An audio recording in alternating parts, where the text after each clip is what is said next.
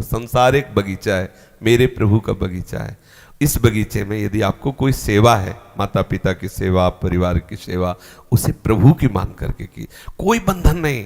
समझना, ये जो हम बहुत परेशान हैं, भगवत प्राप्ति अति कठिन है, ऐसा वैराग्य वैसा वैराग्य, केवल परिवर्तन करना है सोच का, सोच का केवल परिवर्तन है। हमें जितना लाभ इस माला चलाने से होगा ना, उतना ही लाभ उस किसान को होगा जो हर कदम पे राम राम बोलता है, कृष्ण कृष्ण बोलता है, हरि हरि बोलता है और किसानी कर। हमारा माला से ज्यादा उसका जोर होगा। एक वाराणसी, बैठ जाओ बच्चा, एक वाराणसी में विद्वानों की नगरी है, तो गांव का किसान मेहनत करके अपने बेटे को विद्वान और बड़ा तपस्वी एक योगी बने, इसलिए बचपन से पैसा भेजता रहा, उसको व्याकरण पढ़ाता रहा सब। और बेचारा किसान था पर बहुत भक्त था, प्रतिपल नाम जप करता। अब बहुत वर्षों बाद उसका जब पुत्र आया तो उसने अपने घर में देखा तो देहात का सब, तो हे भावना हुआ कि मेरे माता पिता क्या, मतलब ऐसा। तो माँ ने कहा, पिता तो यमुना पार खेत में, वो मड़नी देहात में कहते, गेहूं की जो फसल परिपक्व हो जाती है उसमें जो दाने निकाले जाते हैं, तो पहले बैल से निकाले जाते थे, ऐसे फैला दिए गए, ऊपर बैल चला दे, वो कई दिनों में 15-20 दिन में फिर कहीं वो भूस और गेहूं अलग अलग हो। अब तो 1 घंटे में, वो थ्रेसर में पहले सब नहीं था, तो उसे देहात में मड़नी कहते थे, बैलों के द्वारा उसे कचरा के फिर अन्न निकाला जाता। तो उन्होंने कहा कि फिर पिताजी को सूचना कर दो कि मैं आया हूं।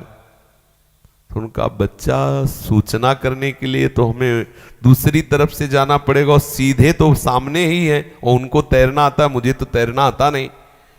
तो या तो तुम बोले, नहीं मैं क्यों जाऊं, आप चली जाओ, लेकिन मैं योग सिद्धि जानता हूं। और उन्होंने मंत्र पढ़ करके राख दिया कि आप डालना, आपको मार्ग मिल जाएगा।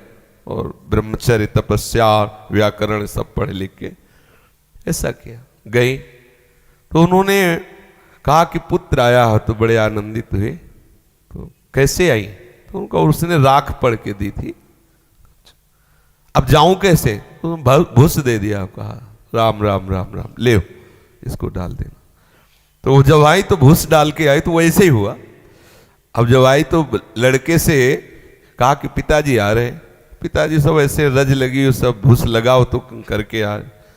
तो उसने प्रणाम नहीं किया, कहा नमस्कार, ऐसे दूर, मतलब आचार्य है तुम, नमस्कार। तो हंस दिए, उनके लिए तो बच्चा है ला, हंस दिए। तो उनका पिताजी हंसे क्यों, बोले बच्चा हम तो तुमने पढ़ाने लिखाने के लिए भेजा था, लेकिन तुम तो मूर्खता पढ़ के आए हो। विद्या विनयम ददाति, तुम्हारे अंदर विनय नहीं है, इसका मतलब तुमने विद्या का अध्ययन नहीं किया। बोले कैसी बात, किसी भी शास्त्र से कुछ, बोले ये अहंकार है, विद्या नहीं।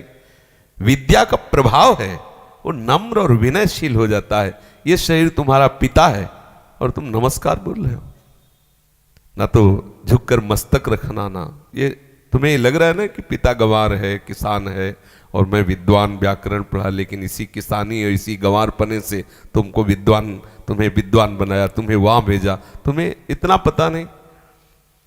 तो उन्होंने कहा माताजी से कि माताजी जाने के लिए तो हमने राख दी थी, आई कैसे, बोले पिताजी के भूस देने से।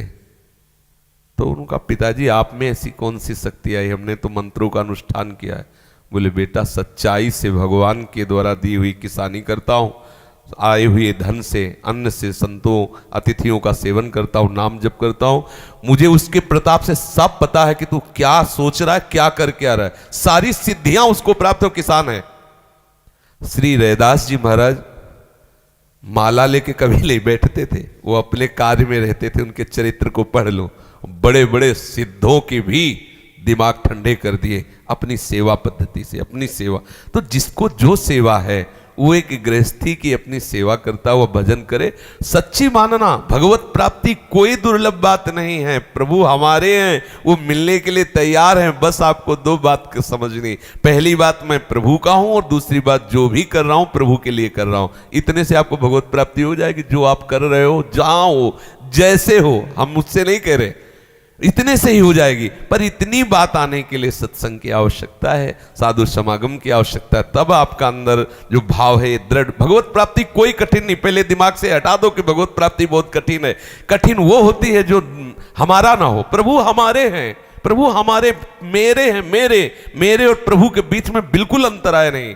सच्ची मानिए, जैसे तुम्हारा बेटा, तुम, क्या अंतराय है? तुम्हारा रक्त, तुम्हारा शरीर का जो अपनापन पूरा, वो सब इसके ऊपर आ गया है। ऐसे प्रभु हमें प्यार करते हैं। हमारे अंदर भागवतिक शक्ति, क्योंकि हम प्रभु के अंश हैं, प्रभु के बच्चे हैं। अगर हम प्रभु से मिलना चाहे तो हमारे लिए कोई दुर्लभ नहीं। बस ये मिलन की चाह संत सदगुरुदेव की कृपा से बुद्धि शुद्ध होकर के इस बात में आ जाती है, जो भी कर रहे हैं प्रभु के लिए कर रहे हैं, मेरा प्रभु के सिवा कोई नहीं। बस इसी से भगवत प्राप्ति हो जाती है।